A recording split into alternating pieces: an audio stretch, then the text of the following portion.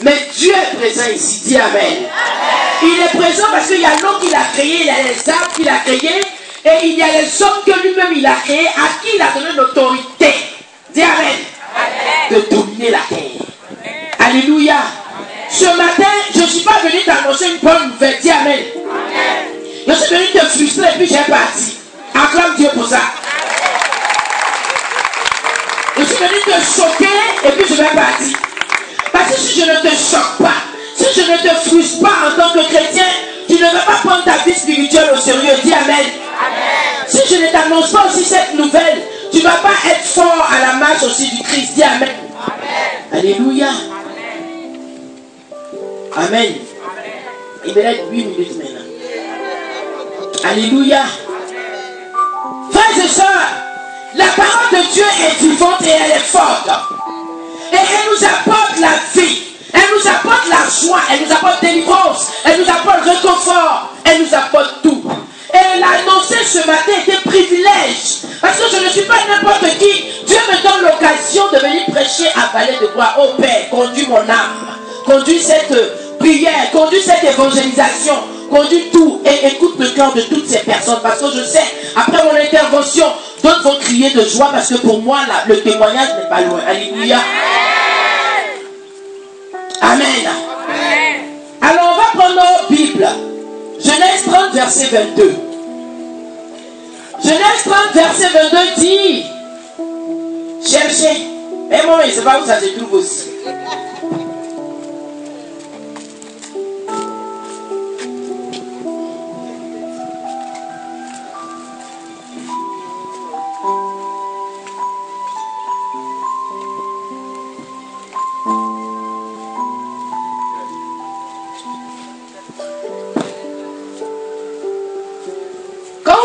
Maison, vous allez lire tout. Genèse 30. Mais ce qui m'intéresse ici, c'est Genèse 30, verset 22 qui dit, Dieu se souvint de Rachel. Il l'exauça et il la rendit féconde. Acclame le Seigneur.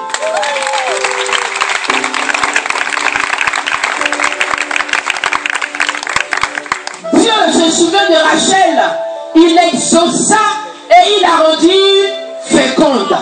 Cette année, maintenant même Dieu va t'exaucer et tu seras féconde. Dis Amen. Moi je commence toujours par la conclusion, par l'introduction. Amen. Alors frères et sœurs, tous ici nous connaissons l'histoire de Jacob, nous connaissons l'histoire de Rachel, nous connaissons l'histoire de Léa. Mais trop de viande dans une sauce ne fait que la rendre agréable et délicieuse. Parce que la parole de Dieu a toujours une autre explication, a toujours un autre sens en fonction de la réception. Tu la reçois comment? Le message aujourd'hui, tu reçois le message comment? C'est ça qui va déterminer ton témoignage aujourd'hui. Jacob, tout le monde le sait, c'est un patriarche. Rachel aussi est une matriarche. Point bas. Ce n'est pas n'importe qui, donc je parle de grandes personnes. Alléluia. Voici que Jacob, la parole de Dieu dit que Jacob aime Rachel. Il a tellement aimé Rachel, il a croisé Rachel au bord d'un puits. Et il est tombé amoureuse d'elle. Qui ne devait tomber amoureux? Faut lever ton doigt. Il a prié pour ta délivrance. Même les bébés de 2 ans, ils tombent amoureux l'un de l'autre.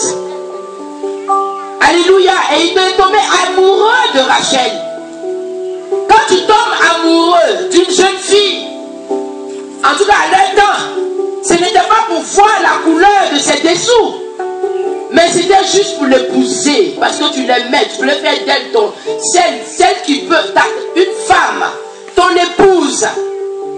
Et voici que Jacob, qui avait tout ça dans sa tête, allait voir le père de Rachel là-bas. Il dit, c'est ta fille là, je vais l'épouser.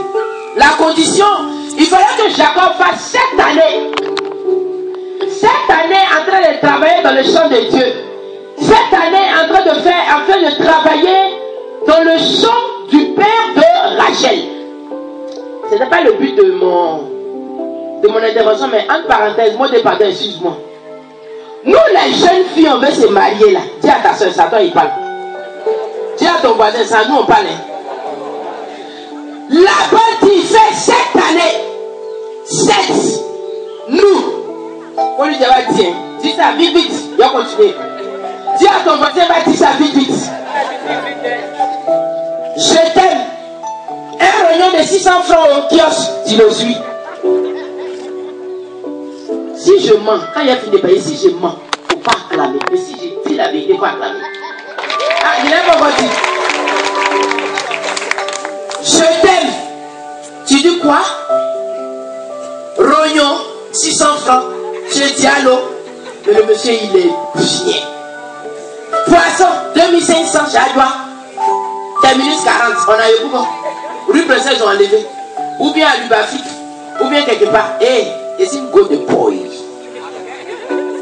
Tu le suis. Dieu a fait grâce au mode. Il y a eu glace. Glacier. Chez Hassan. Elle se tremble là-bas comme ça. Prends mon cadeau. Glace. 500 francs. Dis à ton voisin, tu ressembles à 500. Tu ressembles à 500 francs. Tu ressembles à 600 francs. Tu ressembles à 2500 poissons. Il y a l'eau ici. Il y a beaucoup de poissons dedans. Et comme tu ne te dis ça, toi aussi l'homme. Quelle a fini de dessiner comme ça sur son corps, André Panthère? Le tas s'appelle en lettres, il a assis comme ça. Oh Père, merci pour mes bénédictions. Tu viens de me répondre favorablement. Et puis elle aussi, mouton, sachet bleu.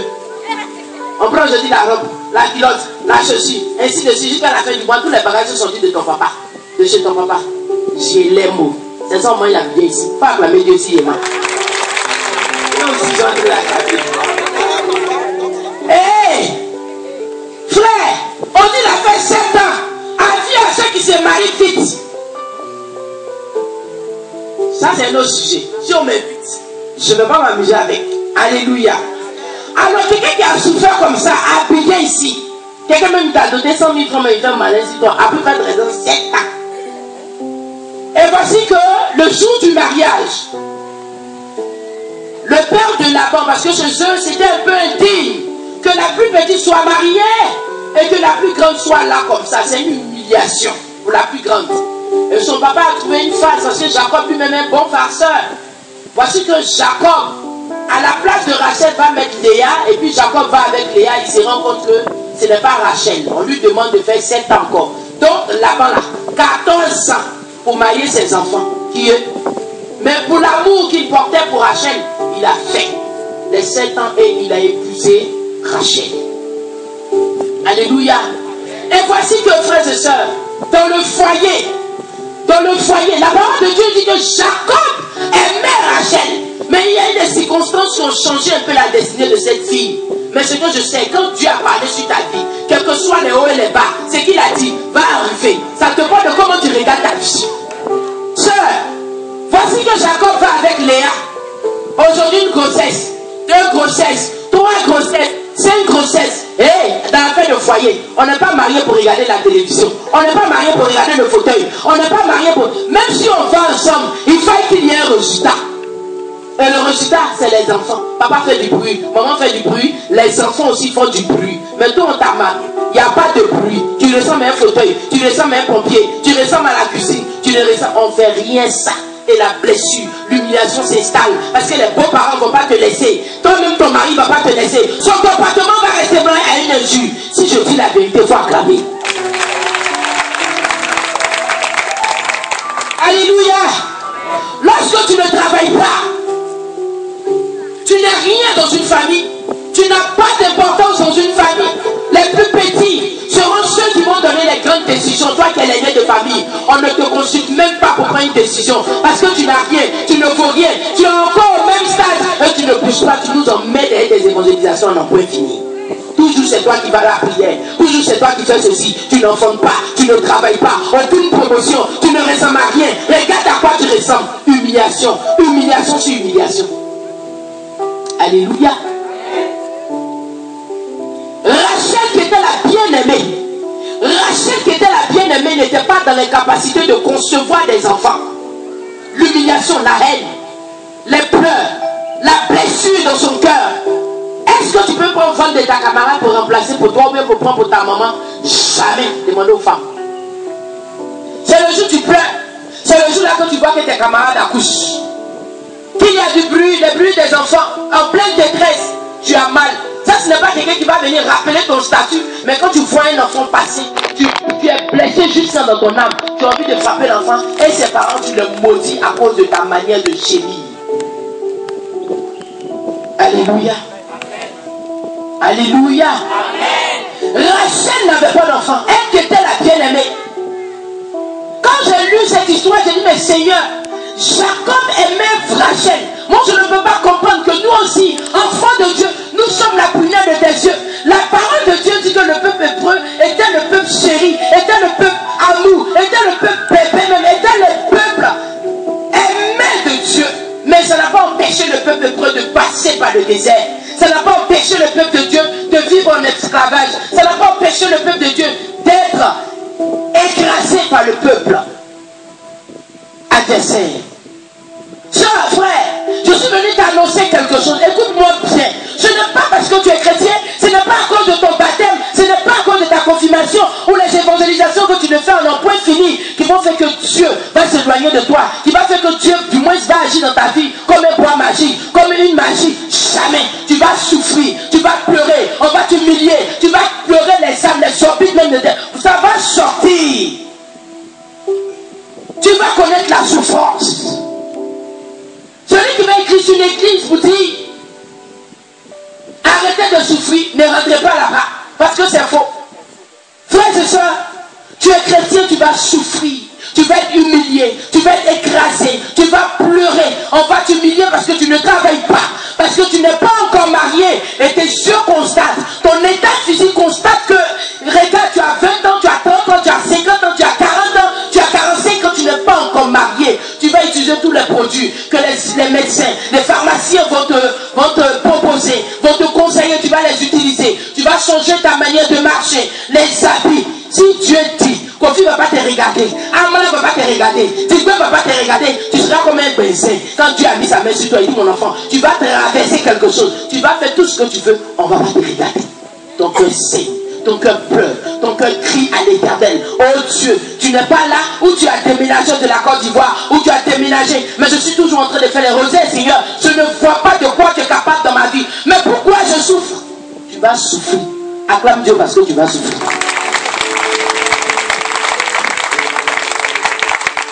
Alléluia. Amen. Tu vas souffrir, frères et sœurs. Et c'est comme ça parce que tu es aimé de Dieu. L'épreuve fait partie de l'amour de Dieu. On dit qu'il aime bien, châtie bien. Dieu, parce qu'il t'aime, il va t'éprouver. Il va mettre l'amour que tu lui tiens toujours à l'épreuve. Pour voir si c'est parce que tu cherches mariage, tu l'aimes. Si c'est parce que tu cherches enfant, tu l'aimes. Si c'est parce que tu cherches travail, tu l'aimes. Si c'est parce que... Ah, d'accord. Acclamez Dieu, j'ai mis 10 minutes dessus. Donc vous êtes fort. Alléluia. Et c'est comme ça, frère. Il faut me dire...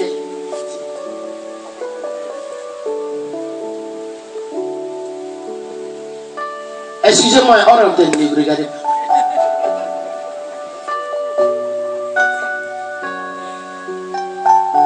Mais, ouvrez les livres. Donc, frères et sœurs, tu seras humilié, tu seras rejeté. Rachel, la bien-aimée. J'ai pris cet exemple pour que vous puissiez comprendre ce que c'est l'amour et la difficulté. La Bible dit Jacob l'aimait. Mais tu l'aimes et tu sors avec Léa. Et Léa aussi n'a pas fait cadeau à sa soeur Rachel. Et afin de bénédiction, ça divise famille. Surtout quand le plus petit ou le plus grand n'est rien devant ce que la gloire de Dieu lui prépare. Toi aussi tu parles. Tu n'as rien et tu parles. Les enfants se marient. Je disais avant-hier, le dimanche passé, avec les colombes, je disais, regardez aujourd'hui, quand une femme n'est pas mariée, je suis femme, les garçons, faites pas vos oreilles. Quand une femme n'est pas mariée, elle peut arrêter comme ça. Et puis, partie de mariage passe. Ça fait pépé. Si je dis la vérité, acclamez. Si je mens, je n'ai pas encore parlé. Affaire you. elle va dire parce que décoration, elles sont arrêtées sur la route. Que Dieu te bénisse. Bon mariage. En fait, c'est pas ce que ça veut dire. Ça veut dire, Seigneur, vous te souvenez de moi. Regarde pour moi. Si j'ai bien dit, si elle dit la vérité, il faut acclamer. Quand il y a une bonne nouvelle, on dit, lui, il a eu travail. Demain, je dis qu'il n'a pas eu travail. Kofi a eu travail. Et puis tout le monde dit, Père, Seigneur, merci. Oh, il a eu du boulot. Mon frère, regarde bien dans ses poumons. C'est pas ce qui sort dedans. Oh, Père, j'ai dit moi. Tu as fait petit peu moi. Et là, maintenant, moi, ma situation. Si tu ne fais pas ça, il ne faut pas acclamer. Mais si tu fais ça en vérité, acclame Dieu parce qu'il te connaît. Alléluia. Et voici que Rachel a commencé à pleurer parce qu'un foyer sans enfant. Un foyer sans enfant. Demandez à ceux qui n'ont pas encore eu enfant dans le foyer. Suivez mon regard. Pleurs, difficulté, honte, humiliation. Pour elle-même, la femme, pour son mari, bien sûr, pour sa belle famille. Tout le monde regarde comme ça avec un œil. Quand on vient te rendre visite, on ne regarde pas comment ta maison est jolie, mais c'est ton ventre qu'on regarde. Ah, quand ta victoire va sortir, tu fatigues mon fils. Alléluia. Et Rachel, dans cette souffrance, elle gémissait, elle a dit, bon, Jacob, tu dis tu m'aimes. Moi-même, depuis le rentrer dans la maison ici, là, tu ne me regardes même plus. Je n'ai pas d'enfant, ça ne te dit rien. Jacob peut-être avait répondu, mais si Léa fait enfant, ça fait quoi? C'est pas ta soeur? C'est pas mon papa qui s'appelle Lamba? Mais c'est pas ça. Je veux un enfant. L'enfant de ma soeur n'est pas mon enfant. Je veux moi-même ma propre géniture. Et elle a fait des propositions à comment il s'appelle? À Jacob. Je vais te donner ma servante. Tu vas sortir avec elle. Quand une femme, quand un être humain arrive jusqu'à ce point, ça veut dire que la personne est dans la désolation. Une femme mariée qui dit à son mari, prends ma servante, habitez ici. Même ta propre soeur, Chamkoko a plus votre raison, une adjointe qui est venue pour préparer pour toi. Sacrilège. C'est ce que nous on va constater, mais c'est une humiliation. C'est qu'elle était arrivée à un moment où vraiment, ce matin quand je venais, j'ai reçu un message. J'ai une de mes filles que je suis, son mari a perdu son boulot hier. Elle m'a envoyé un message, elle dit, Pierre-Marie, si tu ne fais pas un effort avant midi de me donner une bouteille d'eau, c'est-à-dire si tu ne me donnes pas une bouteille d'eau minérale à midi, je prends un comprimé et je meurs. Parce que toutes tes paroles seront vaines. Vous savez quoi? Son mari a le sida, elle a le sida, son mari qui la soutenait a des millions de je ne sais comment, les ordonnances et les assurances. Il a perdu son travail hier. Elle n'avait jamais prononcé la mort. Elle dit, Pierre-Marie, jusqu'à midi, si tu n'achètes pas une eau pour moi, pour que je prenne les médicaments. Hier, je suis descendu du sud de Treichville aux maladies infectieuses. Si tu ne me donnes pas une bouteille d'eau d'Awa, à midi, je ne serai plus de ce monde. Tu penses que tu es le seul qui souffre? Tu penses que tu es le seul qui souffre? Voici une histoire. Voici aussi l'histoire de Rachel, qui était aussi arrivée jusqu'au bas niveau. A-t-elle enseigne de proposer à son mari de sortir avec sa servante pour prendre l'enfant et pour dire que c'est pour elle? C'est la désolation, l'humiliation. L'homme devient zéro, l'homme devient néant, l'homme s'est rendu un animal. Parce que à cause de la honte des gens, parce que à cause des difficultés, les yeux des gens, qu'est-ce qu'ils vont dire? Mais en même temps, le cœur qui souffre. Tu es là, tu es assis, tu as certainement des diplômes, tu as fait tout ce que tu pouvais faire, humainement, tu as fait tout ce que tu pouvais faire, tu as de grands diplômes. Moi-même, bien Marie ici là, à mon niveau CP2 là, je ne peux même pas parler devant toi, mais tu as mal et tu es assis, tu as déjà pris beaucoup de charges en main, tu n'es rien, ta femme t'a laissé, ton papa t'a laissé, tu n'es rien, tu ne vaux rien, tu es devenu comme ça aujourd'hui aux yeux de tout le monde, parce que tu n'es pas marié, parce que tu ne travailles pas, parce que tu n'es rien. Voici comment Rachel se trouvait en cet état. Moi, quand je ne travaillais pas, ce qui est bien chez moi, j'aime la vérité. J'ai envoyé un message musclé à Blaise Marcel. Si ton Dieu est renversé, il faut me dire, je quitte le service. Par exemple, j'aime la joie. Je suis une go de joie. Je n'aime pas la tristesse. Mon père ne m'a pas répondu parce qu'il savait que c'était une douleur. Et dans cet état, une parole même, Jésus t'aime, je ne veux pas entendre.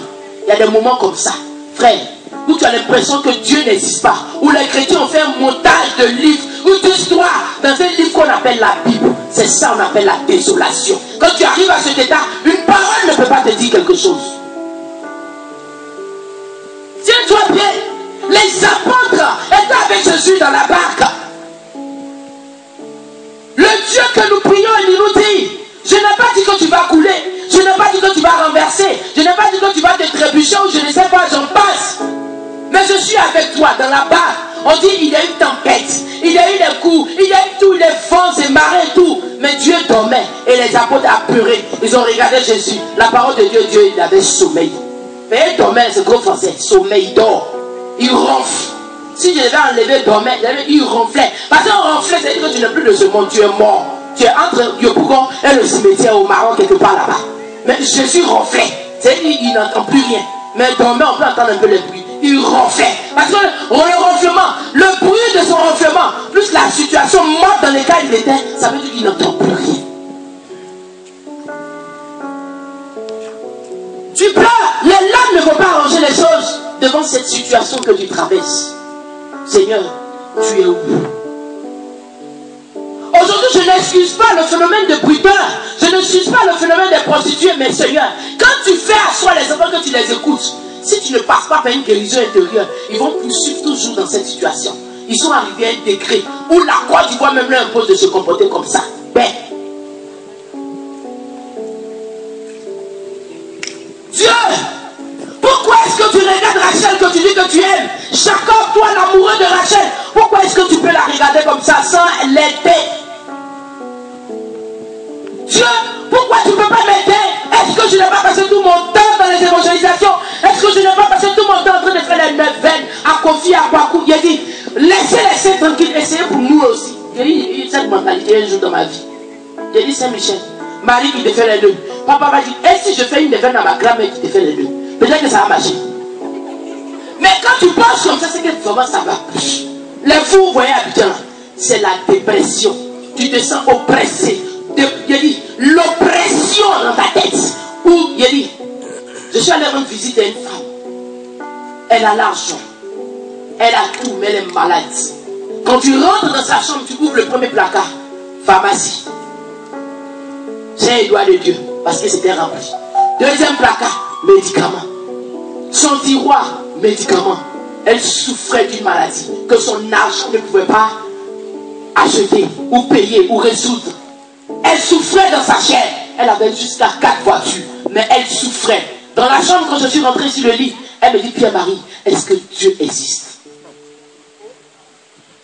Regarde les ordonnances. Je suis assuré, regarde. Quand je l'ai regardé, je commençais à pleurer. Il dit, mais Seigneur Jésus,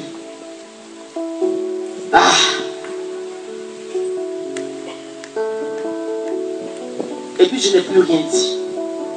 Je n'ai même pas pu lui parler. Et moi j'aime avec le Dieu la même vérité. C'est ça ou bien c'est pas ça? Dieu dit d'être franc. Mais il y a une phrase qui dit, vaut mieux faire envie que faire pitié. Quand les chrétiens disent ça, mon cœur me brûle. Moi, ça va pas, je vais pas, ça va pas. Pourquoi je vais faire envie? Mais tu fais envie, tu souffres. Tu fais envie là, tu souffres. C'est toi, nous on va te regarder, tu pries bien, mais en tant que d'abord moyen, ça va une semaine. Tu souffres, c'est toi. En tant que tu dis que tu fais envie. Moi, mais fais rien, toi. Ça va pas, ça va pas. Ça va. Il faut être franc devant l'Éternel. Anne, devant le Saint-Sacrement, elle a crié à Dieu. Le prophète est passé, il dit, mais Anne, tu as pu. Elle dit, c'est pas buggy. Ce n'est pas vin. Ce n'est pas aussi des grandes boissons que tu connais. Je n'ai pas d'enfant. C'est ça ma difficulté. Quelles sont ces histoires de Jésus? Si je voulais boire, il y a un prophète pour boire. J'aime quand les chrétiens sont comme ça, direct devant l'Éternel. Quand c'est comme ça, il agit.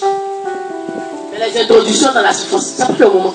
Là, c'est dans la louange, au Père comme tu es. Ça va pas. Tu n'as pas quelque chose aussi devant moi. Alléluia. Alléluia. Et tu te sens humilié. Voici que Rachel va donner son enfant. Le premier enfant que sa servante va faire.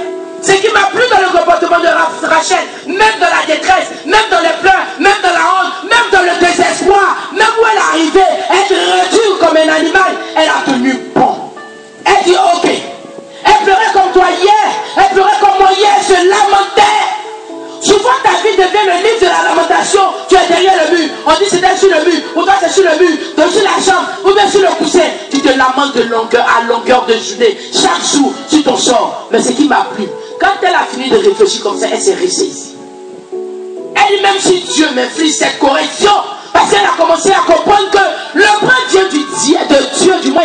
Une épreuve vient toujours de Dieu. Quand tu comprends ta situation, tu sais comment elle a commencé, où elle est arrivée, même quand tu pleures, et que tu as la vision, tu as le discernement sur la situation, et que tu es convaincu que c'est une épreuve. Ma soeur, tu restes tranquille dans la tempête. Tu restes tranquille dans la tempête. Tu restes tranquille dans la tempête parce que tu te dis dans cette tempête, tu es dans une barre, et dans cette barre, il y a Jésus qui ronfle. Bientôt il va se réveiller, acclame le Seigneur.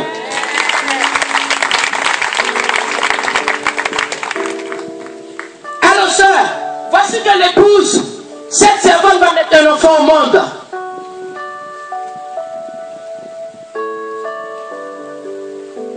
Et je vous lis, parce que c'est une histoire très intéressante.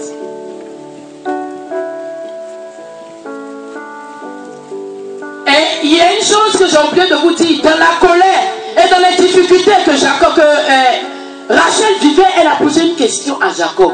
Elle lui a dit, Jacob, tu m'as épousé. Tu as fait les 7 ans, on dirait que tu t'es amusé. 7 ans, c'est devenu 7 jours. Je souffre. Regardez ce que la réponse que son mari va lui donner. Genèse 30, verset 2. On dit la colère de Jacob s'enflamma contre Rachel. Et il dit, frère, soeur, dans la souffrance, tu n'as pas d'amis. Personne ne te comprend. Même ton modérateur, même ton propre papa, même ton propre mari, même ta propre femme. Ceux qui t'ont mis au monde pour te donner l'éducation, ils ne comprennent pas tes efforts. Ils ne comprennent pas. Regardez la réponse que son mari, dans la Bible dit, il l'aime. Il l'aime juste quand il n'y a pas de reste. Un homme aime sa femme. Vous voyez, il a donné la réponse, on voit s'il aime vraiment. La colère de Jacob s'enflamma contre Rachel et lui dit, suis-je à la place de Dieu qui t'empêche d'être féconde? Aïe, blessure. Je ne fais pas enfant. Tu dis, tu m'aimes. Au lieu de me soutenir, il te dit, Jacob, je n'ai pas enfant. Eh, je pleure. Qui va me secourir? Tiens, il y a des gens qui pleurent à piquer ici. Par rapport à une situation, les gens coulent les larmes. Ils veulent entendre sommer une bonne petite parole de réconfort. Un petit bisou, un petit je t'aime pour qu'ils soient réconfortés. Ce n'est pas forcément la prière qui peut résoudre tout à 100%. Une petite parole. Et voici là une réponse musclée que son mari va lui donner. Il est dit, oh, toi Rachel, on n'a pas dit tu pries. Est-ce que c'est moi qui donne les enfants? Aïe. Pour un bon bébé, j'étais juste et puis nous on souffre ensemble. Mais Jacob ne pouvait pas souffrir. Il y a sa femme, que Léa qui était là, qui pouvait lui donner un enfant. Il dit, je m'en fous de toi, si on veut voir. Je m'en fous de ta souffrance. Je m'en fous de toi. Quand tu souffres, que tu ne souffres pas, je ne fais rien avec toi en un mot pour dire ça. Alléluia. Et elle va lui dire, voici ma servante, pardon. Même si tu ne me donnes pas là cette réponse, je t'en supplie, Jacob, ne me dis pas ça. Devant ma soeur, j'ai mal. Ne me donne pas cette parole. Voici Bila, ma servante. Va avec elle, je t'en supplie. Je vais avoir au moins un enfant. Je t'en supplie, oh Jacob, prends cet enfant. Et puis, comme ces garçons, quand il lance-pierre déjà sur le bas, en même temps, lui aussi, mouton qu'il soit, il pia grossesse. Il est fort, hein? Acclamer pour les hommes, ils aiment ça. Il a dit, acclamer pour les hommes, il y a quoi? Un homme, c'est comme souris, il faut déposer poisson. Tu vas voir si les hommes ou bien les femmes. Vite, vite. Alléluia. Et puis il m'a pris une grossesse. Rachel dit, elle prend une grossesse. Dans cette détresse, dans cette difficulté, elle a cru que Dieu avait voyagé. Elle dit, Seigneur, si j'ai eu cette stratégie aussi, cette stratégie aussi vient de toi. C'est pourquoi aussi, frères et sœurs, quand tu es dans les difficultés, quand tu pleures, change de stratégie. Même si c'était le diable aussi qui était derrière toi. Il a dit, quand tu es dans la vision, quand tu as le discernement de la situation que tu traverses, quand le diable tape, tu changes aussi de stratégie. Alléluia. Et la stratégie qu'elle a utilisée ici, c'était de donner sa servante. Et la servante, par la grâce de Dieu, a fait un enfant. Le premier enfant de Rachel, elle dit, Dieu m'a rendu justice. Il a entendu ma voix et il m'a donné un enfant. C'est pourquoi elle l'appelait du nom du temps. Donc, ça veut dire Dieu est justice. Dieu m'a répondu favorablement. Seigneur, tu es tellement bon que Seigneur Jésus, tu as pu me donner un enfant. Frère Jésus, même dans la détresse, même dans les pleurs, Jésus passe aussi quelques rares fois derrière la fenêtre. Même si tu ne le vois pas vite. On aurait bien voulu le voir dans la détresse devant la porte. Regardez bien, dans la détresse, dans les pleurs. Ouvre les yeux, regarde bien, il est derrière la fenêtre. Dieu, il m'a rendu justice.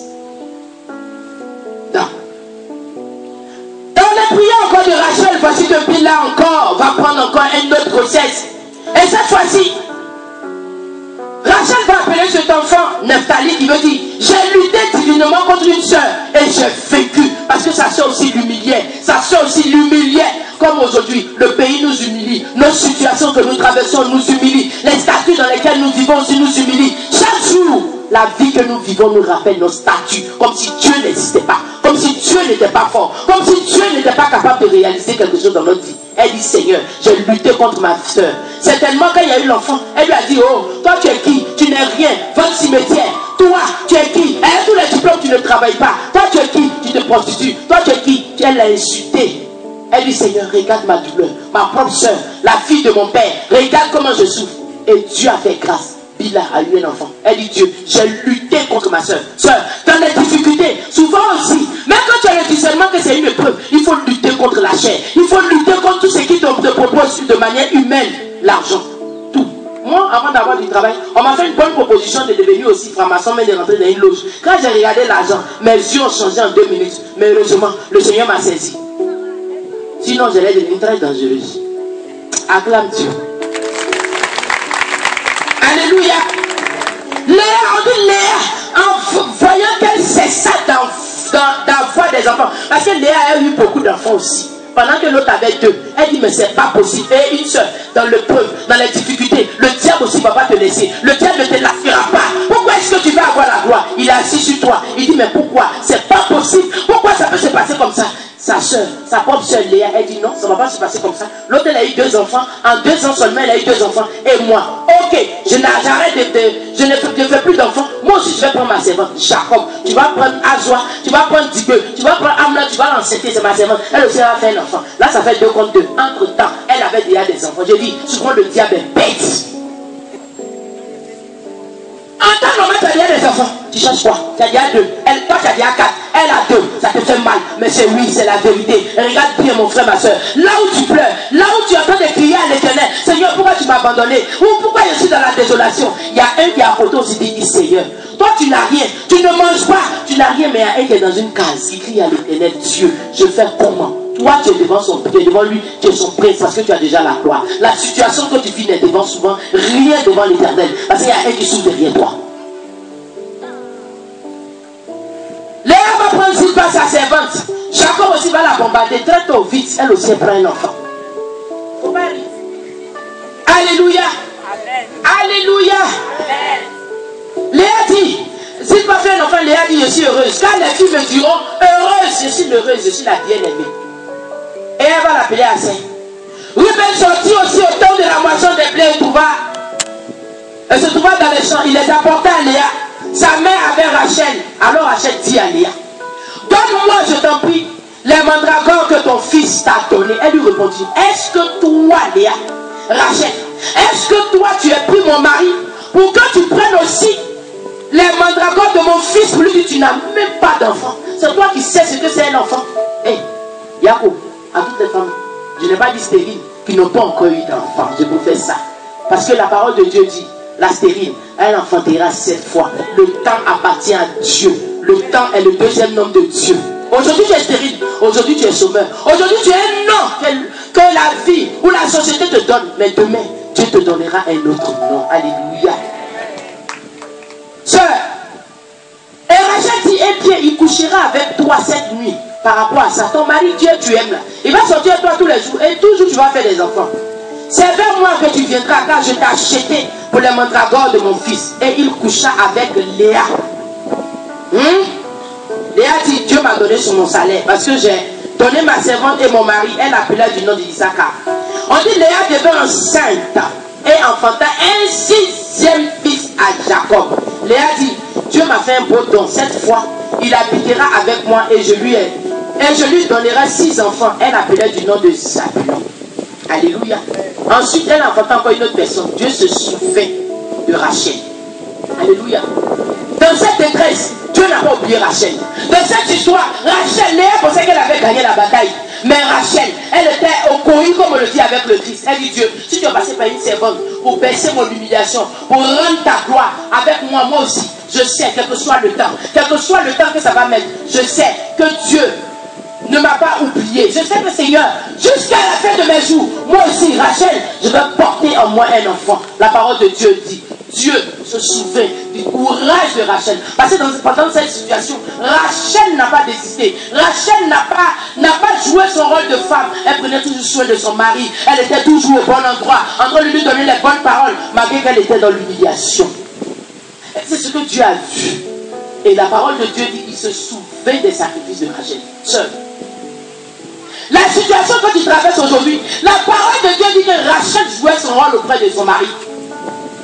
C'est vrai que c'est difficile, mais restons toujours au bon endroit, avec le même regard. Ne changeons pas de position. Parce que l'homme que nous regardons, il est plein d'amour. Il est rempli d'amour. Il est rempli de miséricorde. Celui-là, il s'appelle Jésus-Christ de Nazareth. Son amour n'a pas changé. Quand il dit, il le fait. Quel que soit le temps, Dieu va faire dans ta vie. Ne coupe pas derrière le temps. Parce que le temps même, c'est Dieu. Regarde, ne change pas de vision. Reste dans ta position dans les pleurs et dans les cris. Reste dans ta position. Même si tu dois, mais tu es, il est un père. C'est normal qu'un enfant se fâche contre son papa. C'est normal qu'un enfant dise ce qu'il veut de son papa. Mais c'est pas en face de lui. Tu peux murmurer, tu peux tout dire, mais après tu te ressaisis. Pour toujours donner l'autorité au Père qu'il est Jésus-Christ de Nazareth. Parce que notre vie que nous vivons avec les enfants, avec autrui, au bureau, c'est comme ça que Dieu se comporte envers nous. Dieu n'est pas un gourou. Dieu n'est pas un macho. Par rapport à la situation que tu vis, Dieu ne va pas venir t'infliger une correction que tu ne peux pas supporter. Ah, Paul disait que pour aller un peu terre à terre, la situation que tu vis, si Dieu te la donne, c'est que tu peux la supporter. Qui a dit que Dieu ne peut pas supporter? Dieu t'envoie une situation que tu ne peux pas supporter. Écoutez-moi très bien. C'est une de mes amies qui devait se marier. On a préparé le mariage pendant 1 an. Malheureusement, son mari a connu une situation et on n'est pas allé au mariage. L'année qui a suivi, son père est décédé en janvier.